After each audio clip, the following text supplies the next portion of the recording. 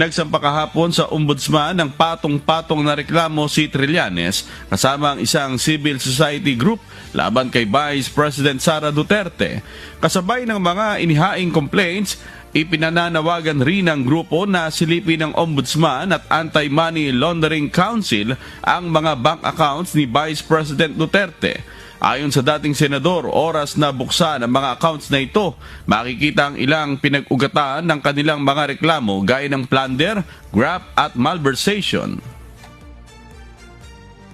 Pagka binuksan yung bank accounts or galing man lang dun sa mga flagged transactions ng AMLAC, ito na hindi na nila maitatanggi.